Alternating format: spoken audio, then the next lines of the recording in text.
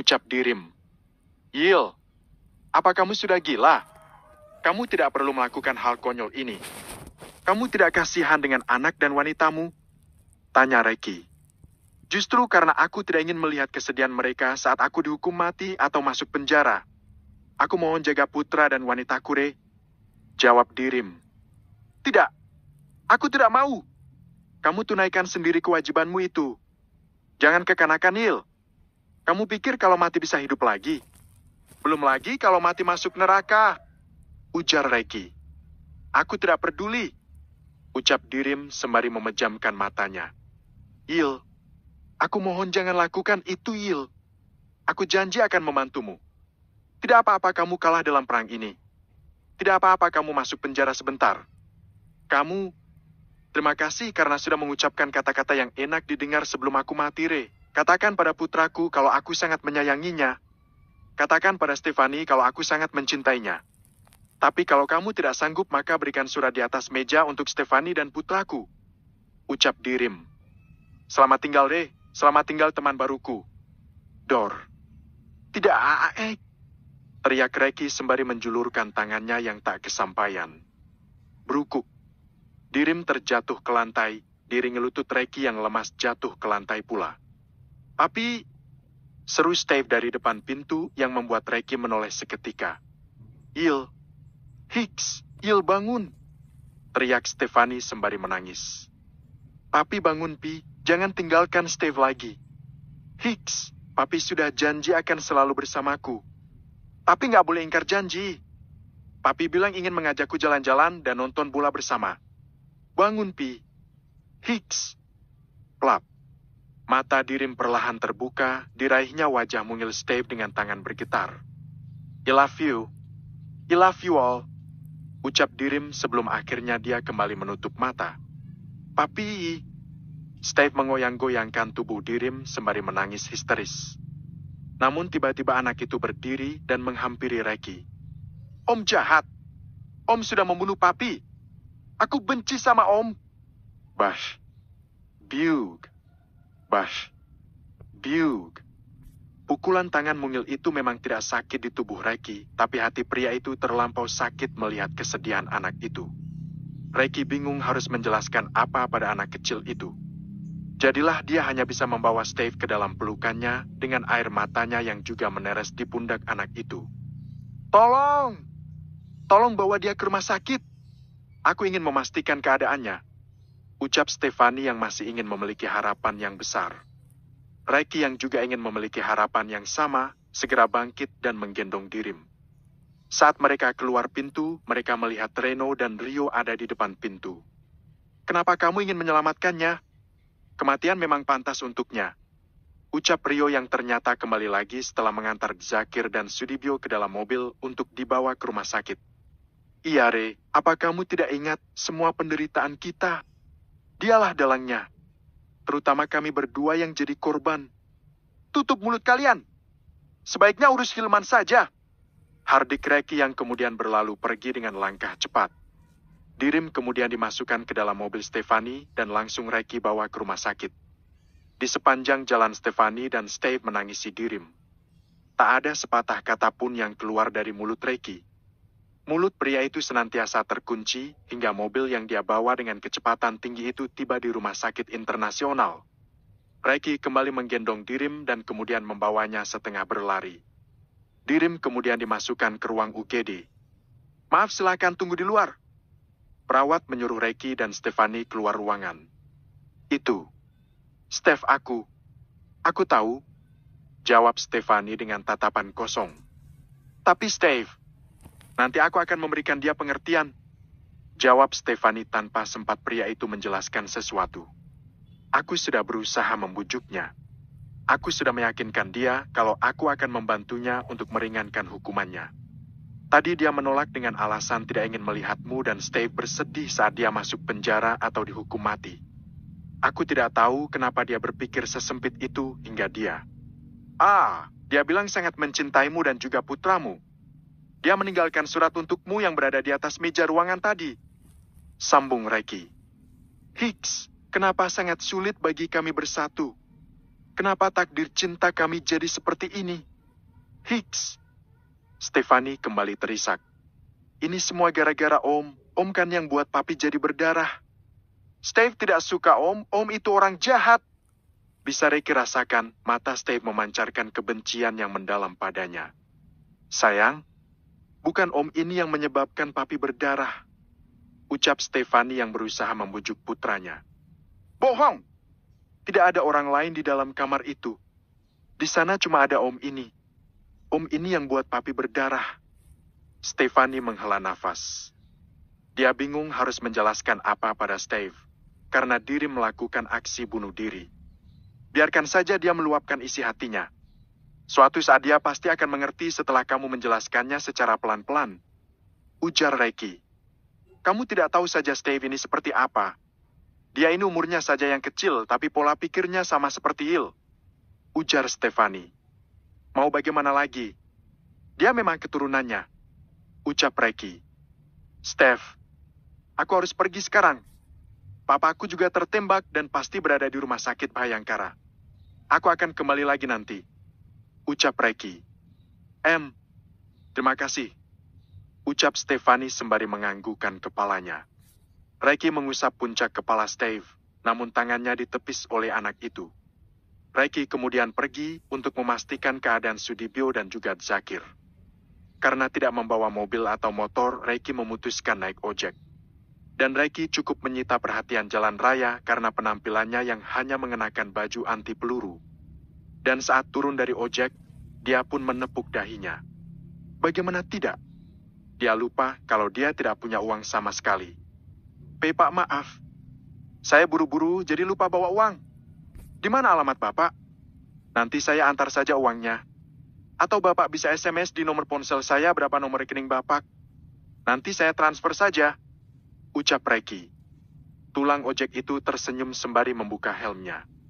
Mungkin Nak Reiki tidak bisa mengenali orang-orang yang menerima kebaikan Nak Reiki selama ini. Tapi Bapak ini salah satunya.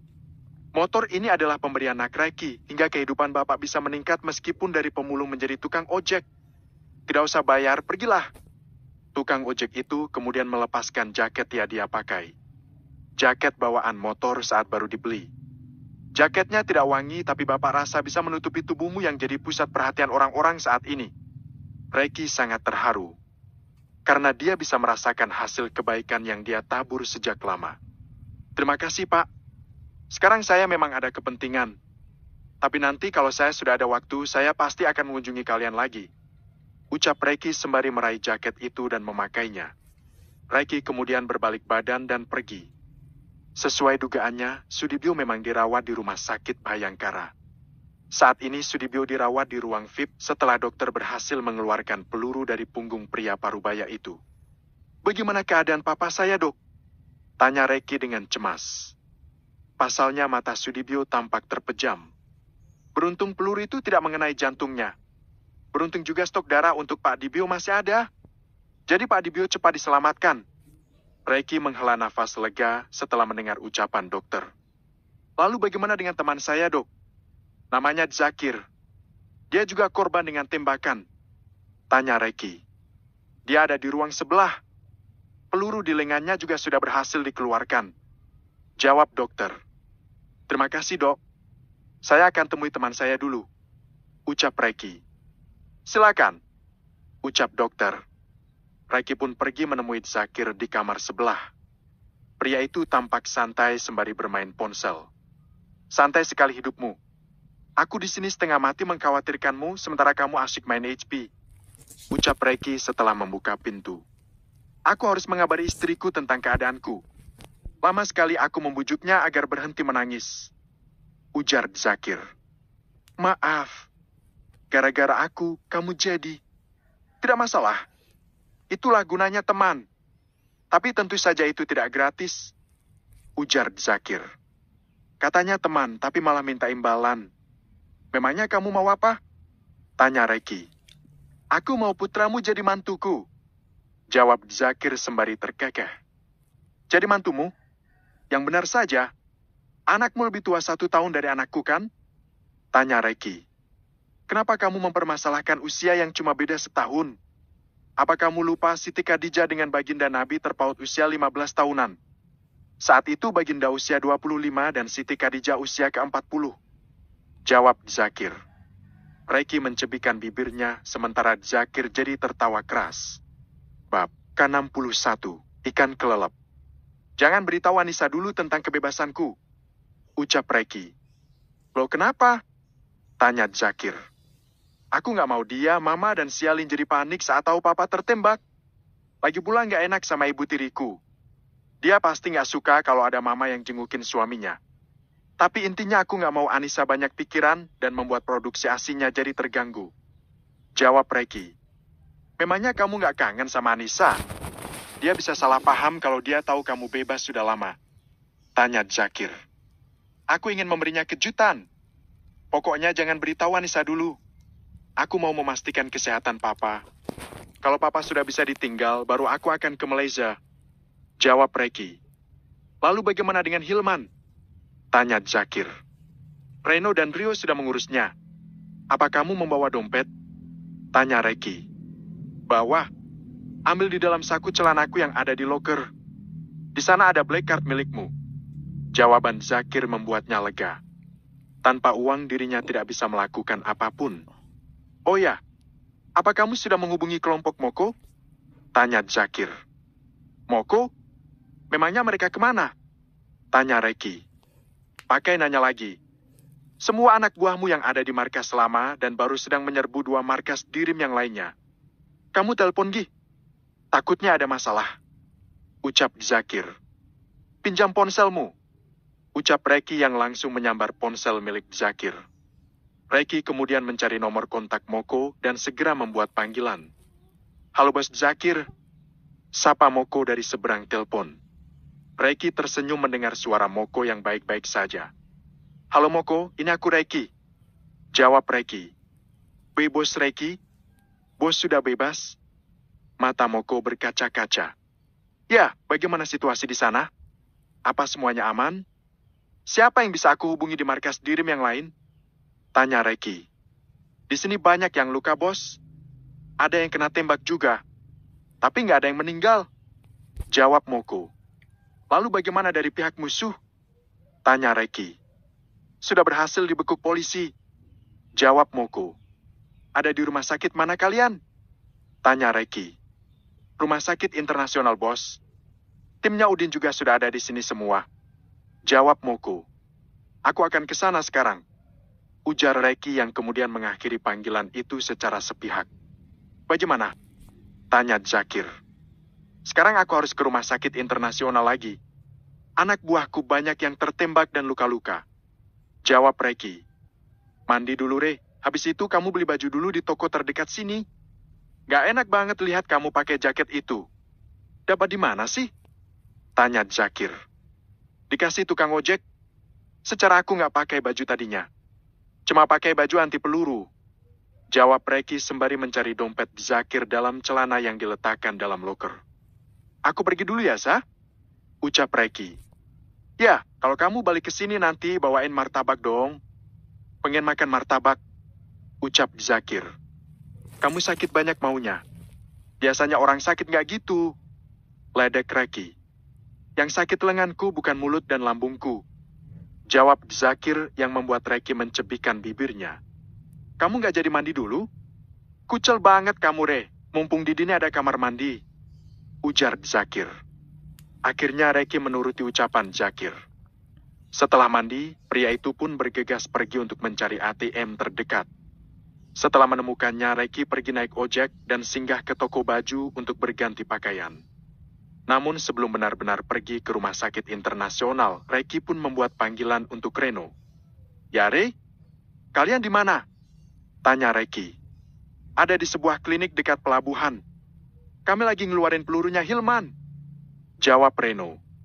Terus, apa kalian langsung ingin membawanya ke rumah si Unyil? Tanya Reki. Santai dong. Biarkan kami menikmati suasana laut dulu sembari makan nasi padang. Jawaban Reno membuat Reki jadi tergagah. Di mana-mana orang menikmati laut minum wine atau bir. Kamu malah mau makan nasi padang. Ucap Reki. Sumpah lapar banget aku, Re. Kebanyakan nguras tenaga hari ini. Mau ditinggal makan, takutnya si bangsat ini kabur. ucap Reno. Kan bisa gantian. Atau panggil pedagang yang lewat keliling buat ganjal sementara. Mau buat Hilman mati, malah kalian yang metong, ucap Reki. Ya sudah, aku lihat dulu deh di luar. Oh ya, bagaimana keadaan Om Dibiu sama Jakir? Tanya Reno. Papa baru selesai dioperasi. Beruntung pelurunya nggak kena jantung. Sekarang beliau lagi istirahat. Zakir juga baik-baik aja. Sekarang aku mau ke rumah sakit internasional lagi, jawab Reki. Mau apa kamu ke sana? Mau ngurusin dirimu lagi? Kamu kenapa sih, Re? Kok kamu malah nyelamatin dia? Dia sudah jahat sama kita, Re. Tanya Reno. Nanti akan aku jelaskan saat bertemu. Tapi yang pasti sekarang aku mau jenguk orang-orang kita. Mereka banyak yang luka-luka dan tertembak, jawab Reki. Ya sudah, buruan kalau gitu, ucap Reno. Ya, aku tutup dulu teleponnya, ucap Reki yang kemudian langsung mengakhiri panggilan telepon. Reki melihat daerah sekitarnya berdiri. Matanya tertuju pada kaunter seluler yang menjual aneka jenis ponsel. Terus terang dirinya merasa tidak nyaman dengan ponsel Min yang dia gunakan.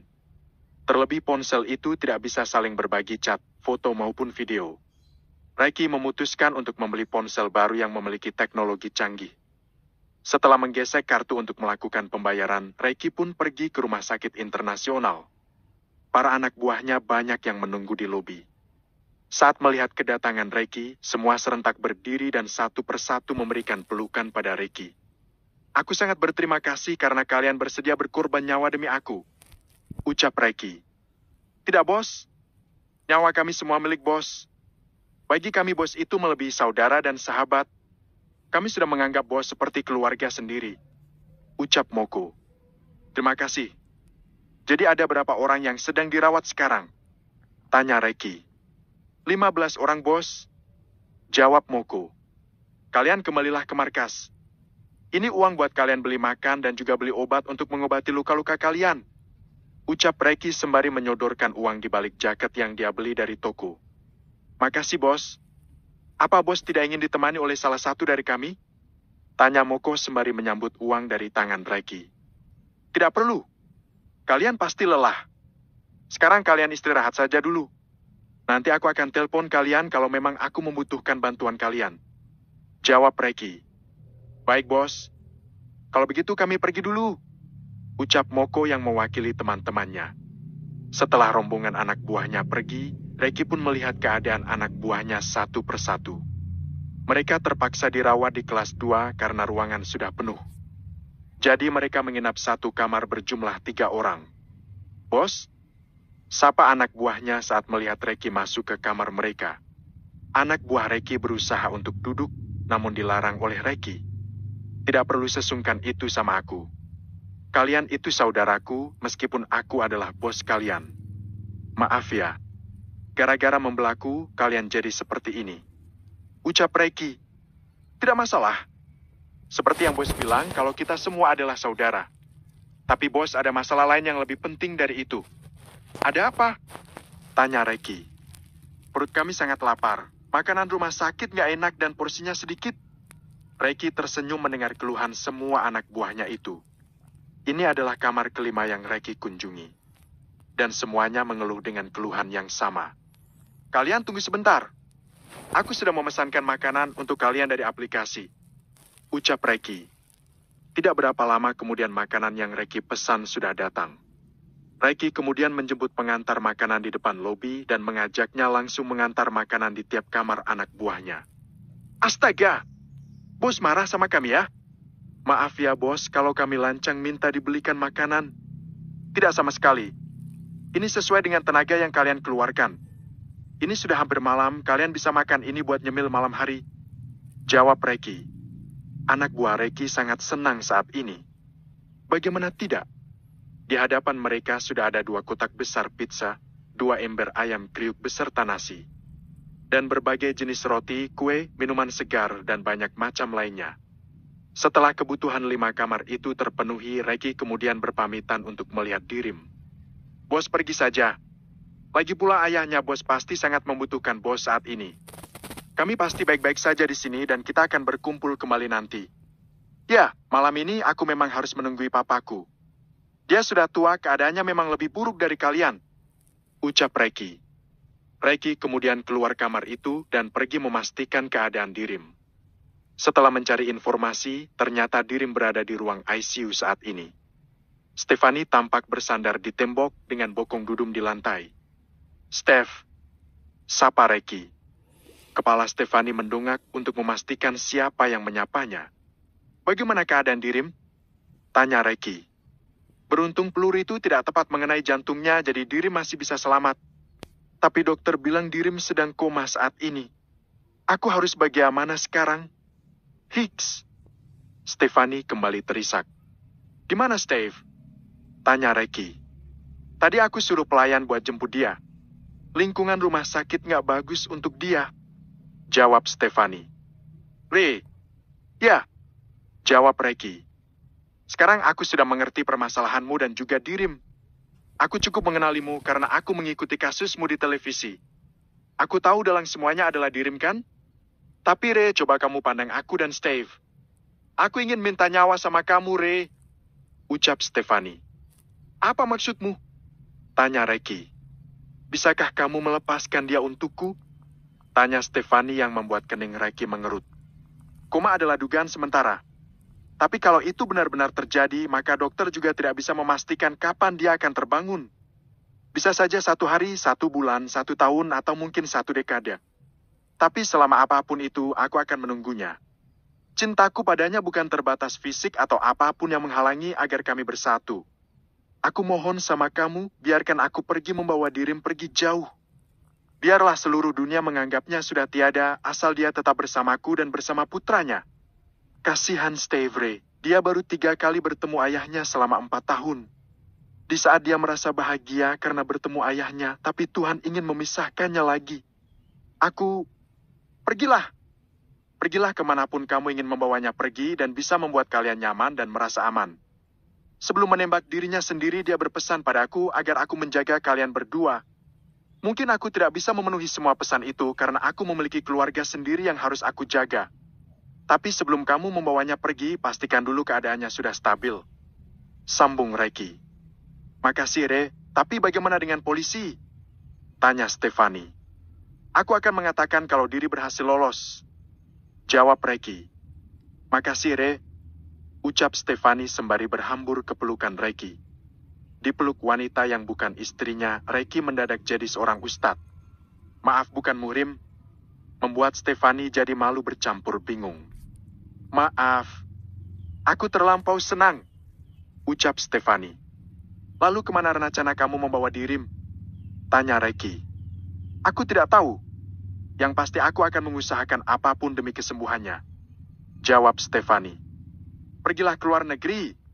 Obati Dirim di sana. Cari negara yang sistem pengobatannya sudah menggunakan metode canggih jadi Dirim cepat sembuh. Ucap Reki. Akan aku pikirkan. Ujar Stefani. Steph, aku harus kembali ke rumah sakit Bayangkara untuk merawat papaku. Ujar Reki. Ya, terima kasih sebelumnya. Ucap Stefani. Reki menganggukkan kepalanya. Reki kemudian melangkah pergi. Waktu sudah menunjukkan pukul 7 malam saat dirinya keluar dari sana. Reki memutuskan untuk makan malam di sebuah restoran mewah dengan menyewa sebuah private room. Pria itu memesan apapun makanan yang dia sukai. Selama disekap, dia memang tidak bisa dengan bebas memilih menunya sendiri. Jadi kali ini dia akan makan sesuka hatinya. Setelah memesan makanan, Reki kemudian membuat panggilan untuk Lieni. Dia begitu merindukan ibunya, terutama Anissa dan anak-anaknya. Lieni yang sedang berbaring di tempat tidur tampak menatap layar ponselnya. Layar ponsel itu tengah menampilkan sosok Reki yang sangat dia rindukan. Tring, tring, tring. Nomor yang tidak dikenal? Siapa ya? Gumam Lieni. Lieni memang tidak tahu nomor itu karena Reki menelpon menggunakan SIM card yang baru dia beli bersamaan dengan ponselnya. Lieni kemudian menggeser layar ponselnya untuk menerima panggilan video itu. Namun saat panggilan itu diterima, dia melihat seseorang menutup wajahnya dengan kedua telapak tangannya. Lieni mengerutkan dahi karena ingin mengetahui siapa pemilik dari jari-jari itu. Takoko! Seru Lieni. Reiki menurunkan tangannya perlahan dan tersenyum menatap kamera. Mulut Lieni menganga dan kemudian menangkupkan telapak tangannya di sana. Air mata Lieni merebak jatuh tak terkendali. Hicks, kamu di mana? Apa kamu baik-baik saja? Cepatlah ke sini, Mama kangen sama kamuku. Hicks. Lieni terisak sembari meraba wajah putranya di layar ponsel. Aku baik-baik saja, Ma. Sekarang semua sudah berakhir, musuh sudah ditaklukkan. Sebentar lagi aku akan kembali ke Malaysia untuk menjemput kalian pulang ke Indonesia. Jawab Reiki. Cepatlah. Mama sudah tidak sabar pengen peluk anak Mama. Ucap Lieni yang membuat Reiki tergagah sembari menyeka air mata harunya. Tapi untuk sementara Mama harus sabar dulu ya. Mungkin 1 bulan lagi aku baru bisa ke sana. Ujar Reiki. Loh kenapa? Tanya Lieni. Dalam penyergapan itu Papa tertembak di punggungnya. Sekarang Papa sedang dirawat di rumah sakit Bayangkara. Jadi aku ingin merawat Papa dulu sampai keadaannya membaik. Jawab Reiki yang membuat Lieni terkejut. Ya Tuhan. Koko, besok Mama mau pulang ke Indonesia. Mama mau ikut merawat Papa kamu. Ucap Lieni. Reiki tersenyum melihat kepanikan di wajah Lieni. Kini dia mengerti kenapa sampai saat ini Lieni tidak ingin menikah lagi. Itu karena dia sangat mencintai Sudibyo. Namun jurang di antara mereka terlalu dalam untuk mereka bisa bersatu. Untuk apa? Apa Mama lupa kalau Papa sudah punya istri yang akan merawatnya dengan sepenuh hati? Tanya Reiki yang membuat Lieni terdiam dan tertunduk. Cukup doakan saja dia. Dan satu lagi. Jangan beritahu Anissa tentang kebebasanku dan tentang keadaan Papa sekarang. Unar Reiki. Kenapa? Tanya Lieni. Tidak bagus kalau dia mendengar kabar buruk saat sedang menyusui seperti ini. Takutnya berpengaruh pada ASINya. Lagi pula rencananya aku ingin membuat kejutan untuk Anissa. Tolong nanti Mama videoin setiap kegiatan Anissa ya, Ma. Juga anak-anakku. Jawab Reiki. Lieni tersenyum mendengar ucapan Reiki. Lieni bisa merasakan banyak perubahan positif pada diri putranya sejak menikahi Anissa. Dia sangat bersyukur. Apa kamu ingin melihat Anissa dan anak-anakmu? Jam segini Anissa pasti sedang menyusui anak-anakmu. Tanya Lieni. Mau Ma? Tapi Mama diam-diam, jangan sampai ketahuan aku sedang nelpon Mama. Jawab Reiki. Iya. Jawab Lieni. Lieni kemudian berjalan menuju kamar bayi. Dan sesuai dugaan Lieni, kini Anissa tengah menyusui anak-anaknya di kiri dan kanan payudaranya. Saat ini Anissa tidak mengenakan hijab dengan rambut digulung tinggi ke atas. Bahkan gamis yang dia kenakan dia lepaskan bagian pundak kiri dan kanannya agar mempermudah payudaranya bebas dan bayinya menghisap dengan nyaman. Oh sial! Melon Anissa bertambah montok. Enak sekali anak-anak itu mengenyot melonku. Reiki mendadak cemburu pada anak-anaknya. Terlebih saat ini kejantanannya sudah mengeras di balik celananya. Anissa bertambah cantik setelah melahirkan. Dan lagi-lagi matanya selalu menuju ke arah dada Anissa yang tampak besar dan menggoda. Dia terdengar mengajak Lieni berbincang, sementara Lieni senantiasa menyorotkan kamera pada Anissa. Aku sangat merindukan Anissa. Terutama saat-saat malam panas kami. Tapi saat ini pasti dia sedang masa nifas. Kalau aku ke sana, itu akan membuatku stres saja. Aku harus bersabar. Reiki gelisah sendiri saat melihat bagian dada Anissa yang menggoda.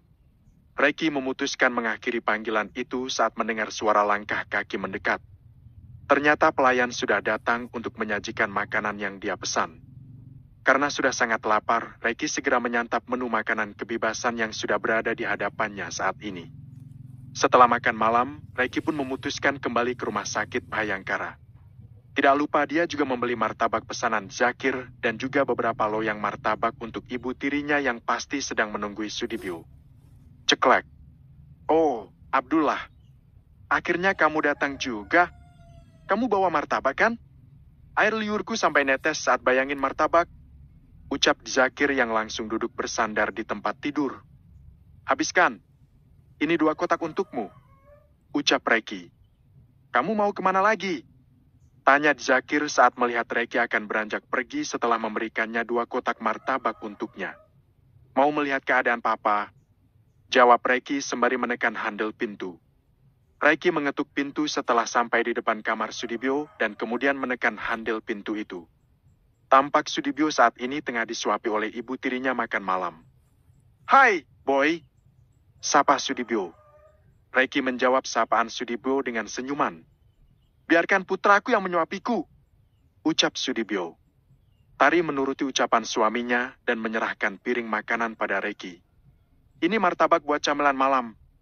Barangkali tante lapar." Reiki menyodorkan 2 kotak martabak dan disambut oleh Tari. "Terima kasih," ucap Tari. Sudibyo tersenyum tipis melihat interaksi putranya dan juga istrinya itu. Meski Reiki tidak memanggilnya dengan sebutan mama, tapi paling tidak putranya itu menghargai Tari sebagai orang yang sudah mendampinginya saat ini. Sudibyo tidak ingin menyebut Tari sebagai ibu pengganti atau ibu sambung bagi putranya itu. Karena Lieni sosok ibu yang tak tergantikan. Reiki menarik kursi dan duduk di samping Sudibyo. Digenggamnya tangan pria parubaya itu dan juga diciumnya punggung tangan itu. "Maafkan aku, Pak. Gara-gara aku Papa jadi begini," ucap Reiki.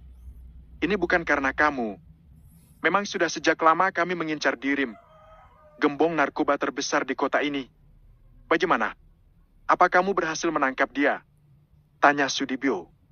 Reiki tampak terdiam dan seolah-olah menimbang sesuatu. Melihat putranya diam, Sudibyo merasa ada yang tidak beres. "Apa dia berhasil kabur?" tanya Sudibyo. "Pak, aku butuh pendapat Papa tentang masalah ini. Ini memang terdengar klise, tapi ini memang kenyataan. Ini bermula saat aku meminta jatah cuti liburan 1 minggu ke Malaysia. Saat itu Dirim bertemu dengan mantan kekasihnya sewaktu kuliah dulu. Gaya pacarannya memang terlalu berlebihan. Hingga tanpa dia tahu, ternyata pacarnya itu mengandung anaknya yang sekarang sudah berusia 4 tahun. Pertemuannya dengan mantan pacar dan putranya itu cukup mengganggu dirinya. Karena tentu saja dia tidak percaya begitu saja kalau anak itu adalah anak biologisnya. Dirim berbagi kisahnya padaku, sejak itu dia tidak lagi melihatku sebagai orang yang dia cintai," ucap Reiki. "Orang yang dia cintai? Maksudnya?" "Ya, Dirim menahanku karena dia memiliki orientasi menyimpang.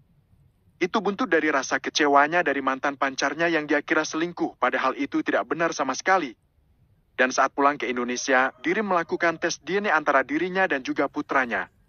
Dan ternyata anak itu dinyatakan memang putra kandungnya. Saat itulah dia sering curhat padaku. Bahkan hari ini seharusnya adalah hari pernikahan Dirim dan Stefani yang ternyata mereka masih saling mencintai. Dia juga mengatakan akan keluar dari dunia hitam dan ingin membangun rumah tangga seperti orang pada umumnya. Dia ingin hidup bahagia bersama anak dan istrinya. Dan kejadian kemarin merupakan pukulan berat untuknya. Dia yang sudah menganggapku sebagai temannya, mengira aku sudah mengkhianatinya dengan cara memanggil polisi untuk menyerbu markasnya. Dan kemarin juga anak dan calon istrinya juga datang ke rumahnya itu yang membuat dia jadi bertambah panik. Kemarin aku sudah berusaha membujuknya agar dia mau menyerahkan diri ke polisi. Aku berjanji akan membantu dia untuk meringankan hukuman untuknya. Tapi dia menolak dengan alasan tidak ingin membuat putranya kecewa lagi setelah dia sudah menelantarkannya selama 4 tahun ini. Dia tidak ingin putranya tahu kalau dia terpidana hukuman mati akibat kasus narkoba dan perdagangan manusia. Jadi dia memilih bunuh diri di hadapanku," sambung Reiki. "Bu, bunuh diri?" Sudibyo terkejut. "Ya, saat kejadian putranya dan calon istrinya baru tiba, putranya mengira akulah yang menembak ayahnya. Beruntung peluru yang menembus dadanya tidak mengenai jantungnya. Tapi berita buruknya Dirim saat ini dinyatakan koma," jawab Reiki. "Koma? Reiki mengangguk. "Pak, dokter sendiri tidak bisa memastikan kapan dia akan sadar dari komanya. Aku berpikir semua orang boleh mendapatkan kesempatan kedua meskipun dosa-dosanya seperti buih di lautan. Mungkin dari segi hukum dunia, Dirim memang tidak bisa lepas dari jerat hukum. Tapi aku merasa anaknya masih sangat membutuhkannya. Tadi calon istrinya memohon padaku untuk melepaskan Dirim. Dia berjanji akan membawa Dirim pergi jauh dan akan membimbing Dirim jadi orang yang lebih baik lagi. Maaf Pak, tapi aku menyetujui untuk melepaskan Dirim. Aku ingin memberinya 1 kali kesempatan lagi. Kalau suatu saat dia sadar dari komanya dan masih melakukan kejahatan yang sama, maka aku sendiri yang akan menyeretnya ke hadapan Papa. Sesuai janjiku pada kepolisian, aku sudah berhasil meringkus Hilman saat ini," sambung Reiki. "Keputusanmu di mata hukum tentu saja salah besar, Re. Yang salah tetap harus dihukum. Kamu pikir ada berapa ribu anak orang yang kehidupannya sudah dirusak oleh orang itu? Mereka juga punya orang tua. Gadis-gadis yang dia jual masa depannya sudah pasti hancur dan sampai sekarang ada yang belum pulang ke rumah orang tuanya. Kamu iba dengan satu orang anak, tapi tanpa sadar kamu sudah menyakiti hati orang tua yang lain. Dan itu jumlahnya tidak sedikit, Ray. Tapi kalau menghukumnya sekarang juga tidak ada gunanya. Tidak ada orang koma dimasukkan dalam penjara. Kalau kamu berani bertanggung jawab di masa depan, mau tidak mau, Papa juga akan mendukungmu. Papa percaya keputusan yang kamu ambil sudah kamu pikirkan matang-matang. Tapi kedepannya mungkin Papa akan mengundurkan diri jadi polisi. Ucap Sudibyo. Pak, Reiki merasa bersalah pada Sudibyo. Tidak apa-apa. Keputusan yang Papa ambil adalah keputusan yang tepat. Kali ini Papa sudah berkhianat pada sumpah jabatan yang Papa ambil. Maka Papa tidak ingin menjadi orang yang tidak tahu malu menikmati gaji dari hasil mengkhianati institusi kepolisian. Ucap Sudibyo. Lagian Papa sudah tua. Papa mau istirahat. Memang sudah lama Papa ingin pensiun. Sambung Sudibyo. Ya sudah, kalau Papa pengen pensiun dini tidak apa-apa. Nanti biar aku yang menghidupi Papa. Papa istirahat saja di rumah. Ucap Reiki. Terima kasih. Ucap Sudibyo sembari tersenyum. Dia tahu ucapan putranya itu serius, tapi dia punya rencana sendiri untuk masa depannya di hari tua. Sekarang mana Hilman? Tanya Sudibyo. Ada. Aku akan menyerahkannya pada polisi setelah puas bermain-main dengan bocah tengik itu. Jawaban Reiki membuat Sudibyo menghela nafasnya karena dia tahu betul bagaimana dunia mafia bekerja. Sekarang Papa habiskan makanannya, setelah itu pergilah beristirahat. Ucap Reiki. Gak mau. Makanan rumah sakit gak enak. Papa mau martabak saja. Ucap Sudibyo yang membuat Reiki tergagah. Reiki benar-benar memanjakan Sudibyo. Dia sangat senang karena diberikan kesempatan untuk merawat orang tuanya itu. Hilman mengerutkan keningnya saat dia merasakan panas menerpa wajahnya. Perlahan dia membuka matanya dan langsung bertatapan dengan sinar matahari yang serasa membuat matanya buta. Hilman baru sadarkan diri setelah pingsan karena insiden penembakan itu. Setelah matanya menyesuaikan dengan sinar matahari, barulah pria itu menyadari kalau saat ini dirinya tengah berada di alam bebas. Pria itu menoleh ke kiri dan melihat hamparan laut luas sejauh mata memandang. Hilman kemudian menoleh ke kanan dan melihat Rio dan Reno tengah duduk di kursi sembari menikmati bir kaleng di tangan mereka. Kedua pria itu mengacungkan dua kaleng ke arah Hilman dari jarak jauh. Kini pria itu menyadari nasibnya akan berakhir buruk terlebih tangannya sedang terikat saat ini. Ash! Hilman merasakan nyeri, linu akibat bekas luka tembak di kaki dan pahanya. Celana jeans yang dikenakannya tampak bolong besar sesuai bekas luka tembak yang dia dapatkan. Sepertinya dokter sengaja menggunting celananya untuk mempermudahnya mengeluarkan peluru. Perlahan Reno dan Rio mendekat dan memberikan seringai jahat untuk Hilman. Dapat Hilman lihat kalau wajah kedua mantan sahabatnya itu sedang tidak baik saat ini. Bahkan wajah itu tampak bengkak yang menyebabkan mereka sulit dikenali. Pagi ini kamu belum mandi. Kami berdua dengan baik hati ingin memandikanmu. Ucap Reno. Glek. Hilman menelan ludahnya dengan kasar. Dia tahu betul maksud kata-kata Rio bukan maksud yang baik seperti yang orang pikirkan. Iya, Man. Kami akan menunjukkan padamu seperti apa ikan kelelep itu. Timpal Reno. Ren, kamu pegang kakinya dan aku pegang tangannya. Sudah saatnya teman kita mandi. Ucap Rio yang membuat Hilman jadi panik. Reno dan Rio mulai melakukan aksi mereka. Mereka tidak peduli meski Hilman berteriak minta dilepaskan. Bab K62, Pembalasan. Biurerar. Tubuh Hilman jatuh ke laut setelah Reno dan Rio memberikan aba-aba hitungan ketiga.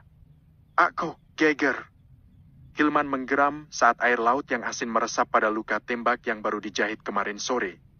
Rasa sakit dan perih tak perkira Hilman rasakan.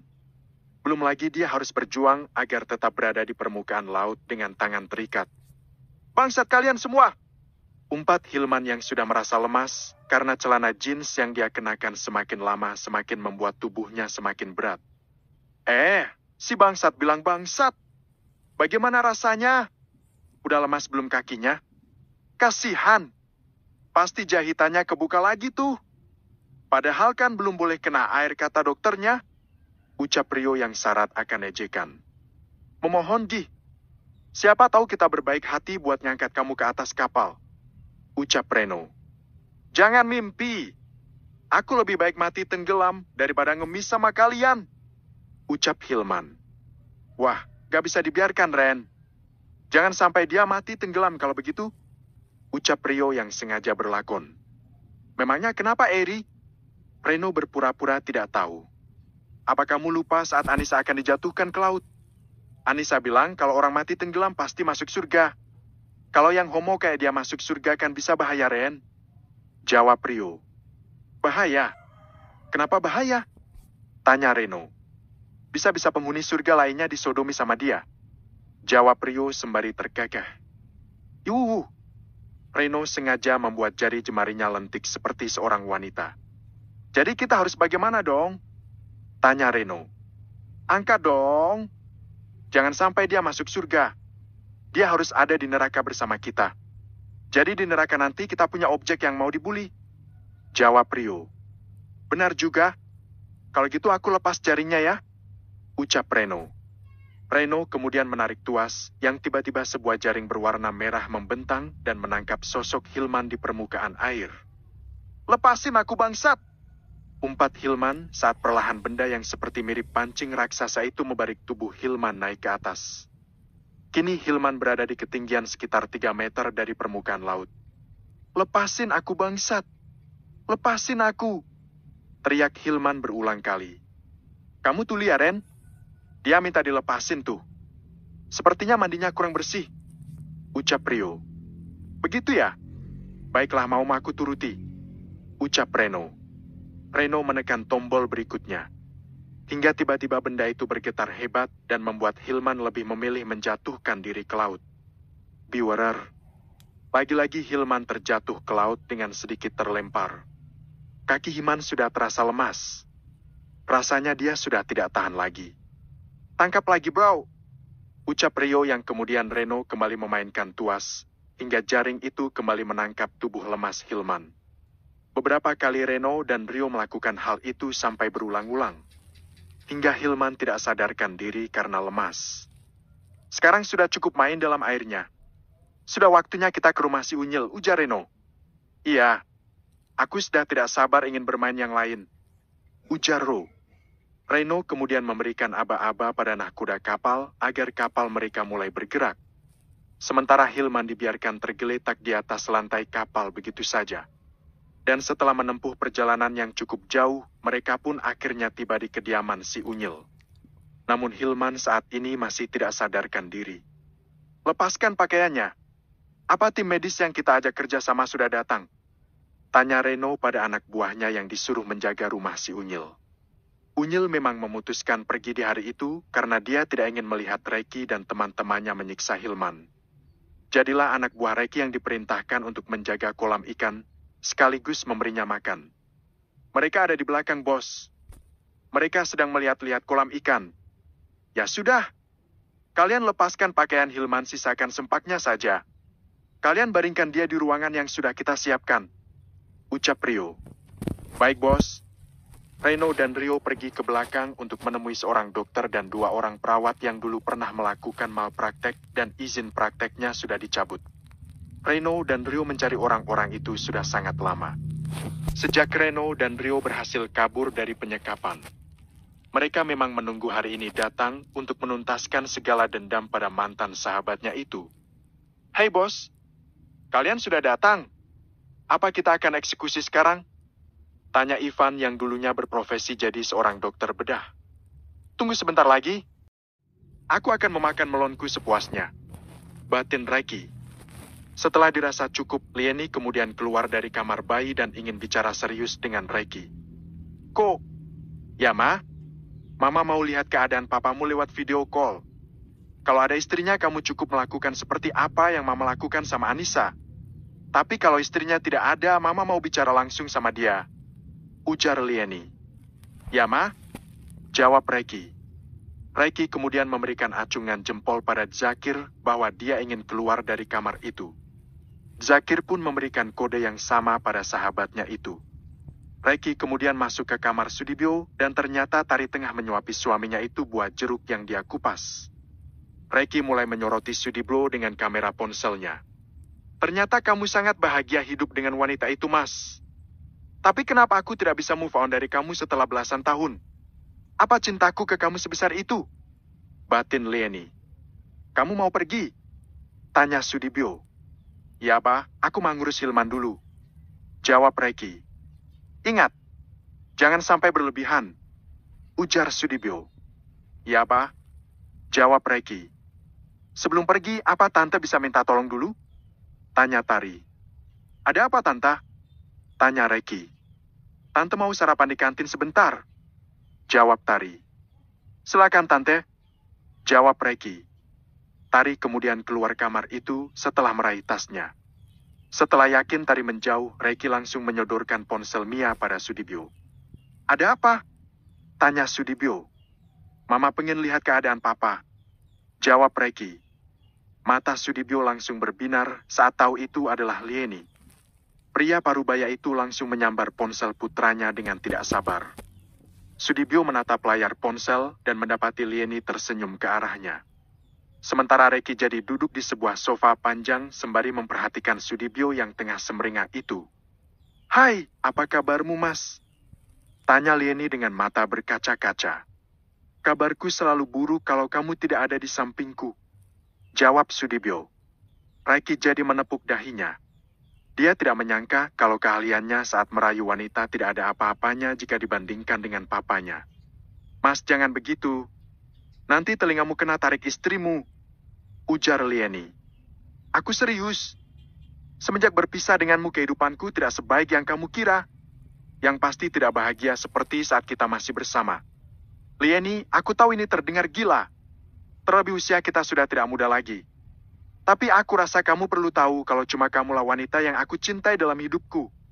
Aku harus mengatakan ini karena aku takut tidak punya kesempatan untuk mengatakannya di kemudian hari. Ucapan Sudibyo mampu membuat air mata Lieni yang membendung jadi tumpah ruah. Tidak hanya Lieni, bahkan Reiki pun jadi meneteskan air mata. Mas bohong. Kalau cinta, kenapa meninggalkan aku dan anak-anak dan malah berselingkuh dengan wanita lain? Ucap Lieni. Itulah yang ingin aku luruskan sekarang ini, Li. Aku tidak ingin kamu selalu salah paham padaku, meskipun apa yang akan aku jelaskan ini adalah hal yang sangat sensitif untuk dibahas. Dulu saat kita masih muda, aku tidak mengerti kenapa dua orang yang saling mencintai namun berbeda keyakinan tidak boleh disatukan dalam ikatan pernikahan menurut keyakinanku. Saat itu gairah muda kita menghantarkan kita ke gerbang pernikahan dua manusia dengan dua keyakinan. Kita tidak peduli meski kedua orang tua kita menentang dan kita sama-sama dibuang oleh keluarga kita. Kita terus maju dan akhirnya menghasilkan dua orang anak. Tapi seiring berjalannya waktu setelah 10 tahun pernikahan kita, usia yang berangsur tua membuatmu mencari banyak referensi tentang pernikahan kita yang berbeda keyakinan. Jadi di keyakinanku memang tidak diperbolehkan menikahi wanita yang beda keyakinan.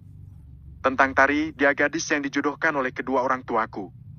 Aku setuju menikah dengannya hanya karena ingin mencari alasan agar kamu menceraikanku dan juga membenciku. Tapi itu tidak mengapa, kamu hiduplah sesuai dengan keyakinan yang kamu punya, begitu juga denganku. Tapi percayalah, perasaanku terhadapmu tidak pernah berkurang sedikit pun. Dari sejak kita bertemu sampai detik ini. Kamu carilah tempat bersandar baru. Untuk menemanimu di hari tua. Maafkan dosa-dosaku di masa lalu, Lieni. Aku tahu aku sudah membuatmu terluka dan kecewa. Kamu masih terlihat muda dan sangat kan. Kamu masih bisa mendapatkan pria yang jauh lebih baik segalanya daripada aku. Sambung Sudibyo. Aku nggak bisa, Mas. Aku nggak bisa. Hicks. Air mata kesakitan sama-sama merebak dari mata Sudibyo dan Lieni. Meski aku merasa dikhianati, tapi aku tetap memilih setia sama kamu, Mas. Aku nggak bisa mencintai orang lain selain kamu, Mas. Hicks. Maaf. Hicks, memang harus begini akhir dari cinta kita, Li. Tapi meskipun kita tidak pernah bisa bersatu, tapi hati kita akan selalu saling memiliki. Ucap Sudibyo. Aih, memang ada ya pasangan beda keyakinan yang berakhir begini. Aku pikir cuma di sinetron. Seandainya dulu aku tidak merubah keyakinanku, aku pasti akan berakhir seperti mereka juga. Batin Reiki sembari menyeka air matanya. Sudah dulu ya, Mas. Aku mau lihat cucu-cucu kita dulu. Lagian gak enak sama istrimu kalau sampai dia mendengar obrolan kita. Ujar Lieni. Ya, jaga diri baik-baik. I love you, Lieni. Ucap Sudibyo yang membuat mata Reki jadi melotot mendengarnya. Sementara Lieni wajahnya jadi merona. Li, Hen, kok nggak jawab? Tanya Sudibyo. I love you too, Mas. Jawab Lieni yang membuat senyum Sudibyo mengembang, sementara Reki jadi menepuk dahinya kembali. Sudibyo senyum-senyum sendiri saat panggilan telepon itu berakhir. Ingat umur kali, Pak. Udah tuir mau bermain api. Ucap Reki sembari mendekat ke arah Sudibyo. Siapa yang mau bermain api? Kamu tidak dengar kalau kami saling mencintai. Bilang saja kalau kamu itu kalah soal merayu wanita. Lagi pula cinta papa memang cuma buat mama kamu. Dan itu nggak akan berubah meski raga kami tidak bisa bersama lagi. Ucap Sudibyo. Memangnya tidak ada yang mau mengalah ya di antara kalian? Tanya Reki. Kita tidak boleh memaksakan keyakinan seseorang harus mengikuti keyakinan kita. Bagi papa keyakinan papa adalah harga mati, meskipun ibadah papa tidak seperti para alim ulama, tapi papa yakin agama kita yang paling diridhoi Tuhan. Begitu juga dengan mamamu, dia pasti yakin agama dia yang paling baik di sisi Tuhannya. Jadi biarkan kami hidup dengan pilihan kami masing-masing. Jawab Sudibyo yang membuat kepala Reki mengangguk tanda mengerti. Ya sudahlah, Pak. Kalau begitu aku mau pergi dulu. Gak enak Rio dan Reno sudah nungguin aku. Ujar Reki. Hati-hati. Ucap Sudibyo sembari menyerahkan ponsel putranya itu. Saat Reki akan melangkah keluar, Tari yang dari kantin pun sudah kembali. Aku pergi dulu, Tante. Ucap Reki. Ya. Jawab Tari.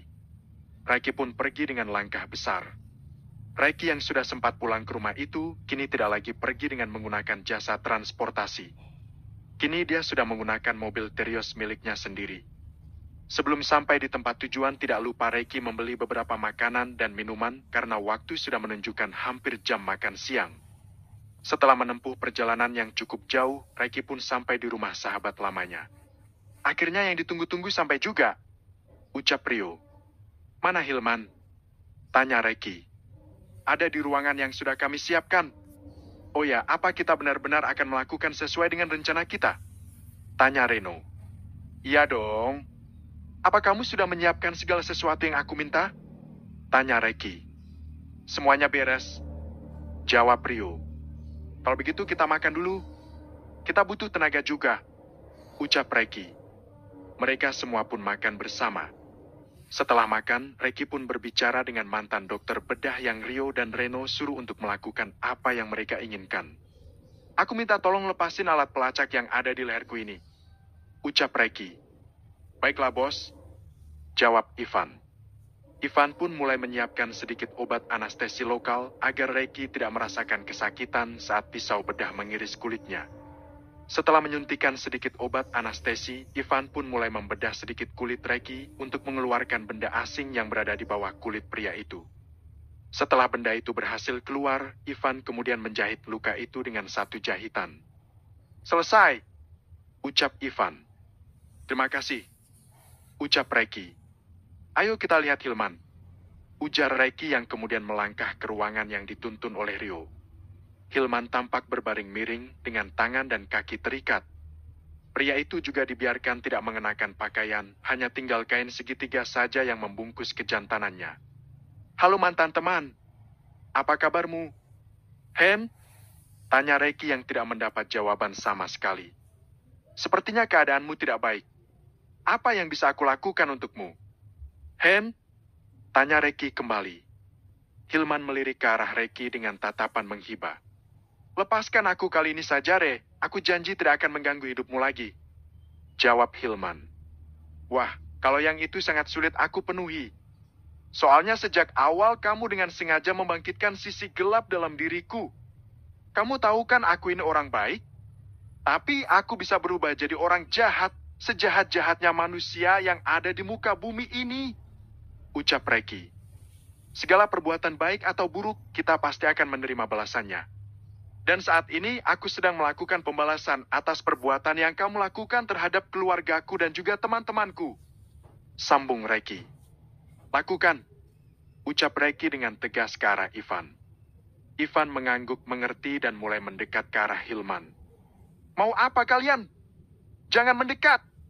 Hardik Hilman saat melihat Ivan dan juga dua perawat mendekat ke arahnya. "Lepaskan celananya," ucap Ivan. Kedua perawat itu melepaskan kain segitiga yang melekat pada tubuh Hilman. "Bius total saja dia, agar mulutnya tidak mengganggu kalian bekerja. Kami tunggu hasilnya di luar," ucap Reki. "Baik, bos," jawab Ivan.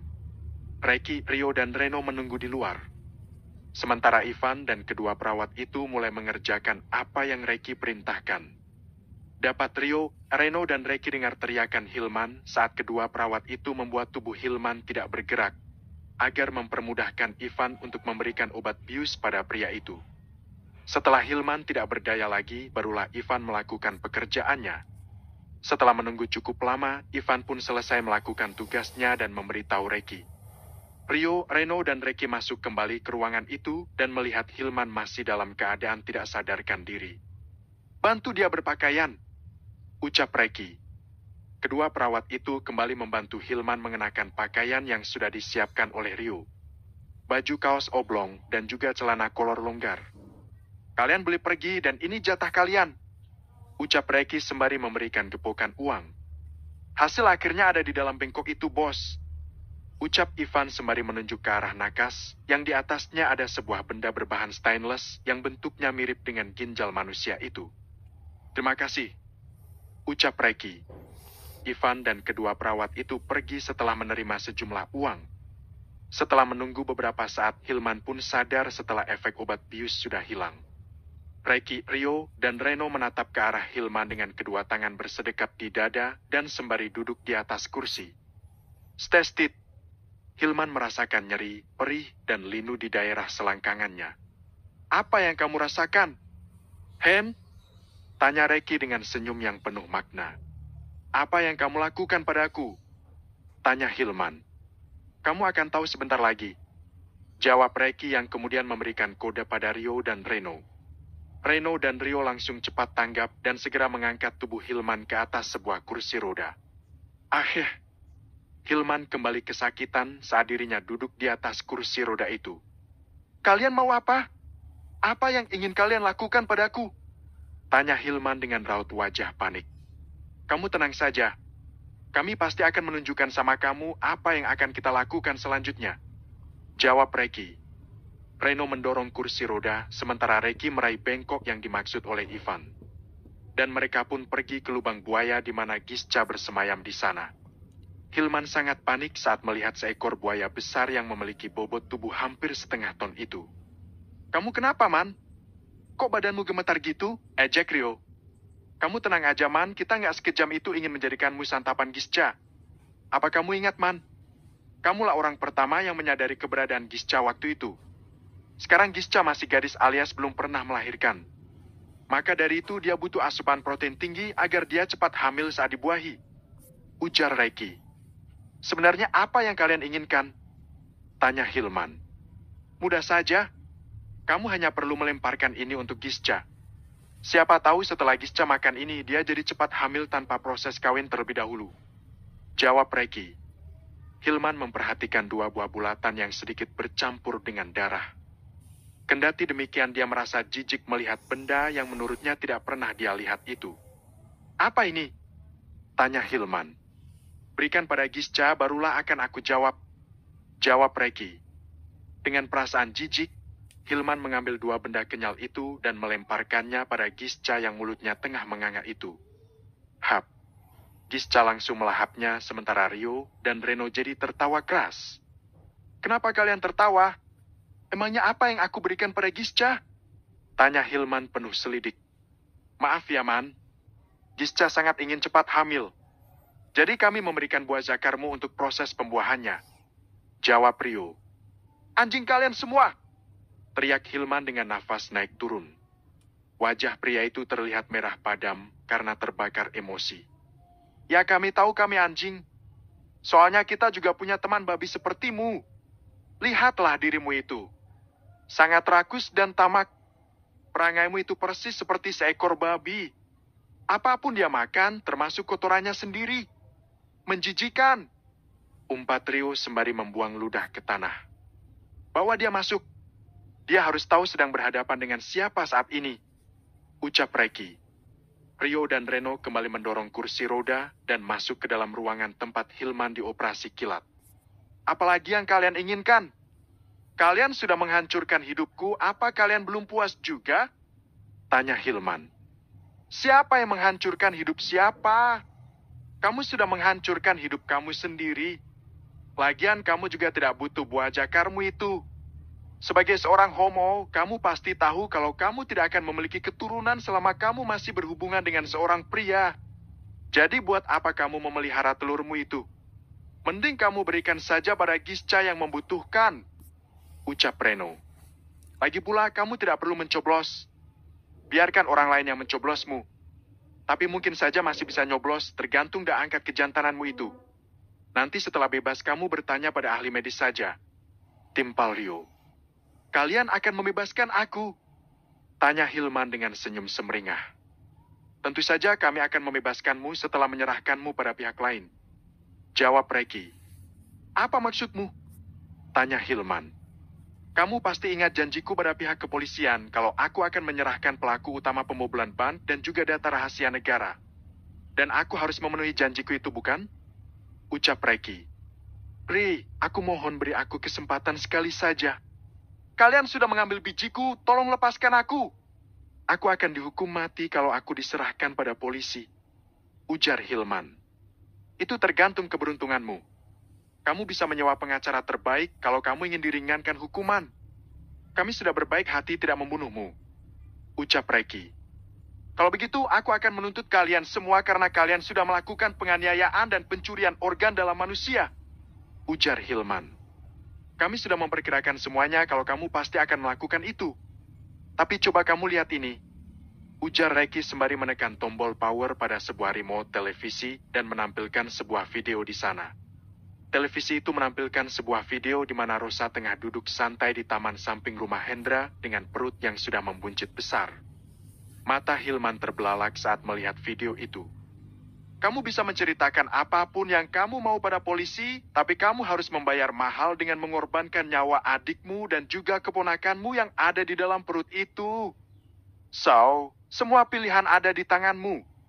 Ucap Reki dengan seringai di bibirnya. Ayah! Hilman berteriak marah dengan air mata menetes di pipinya. Bawa dia ke markas kita yang lama. Kita akan menyerahkan dia ke polisi setelah lukanya sembuh. Ucap Reki sembari kembali menekan tombol power remote. Oke, jawab Rio. Aku mau ke rumah sakit untuk melihat keadaan teman-teman kita yang lain. Ujar Reki. Oke, jawab Reno.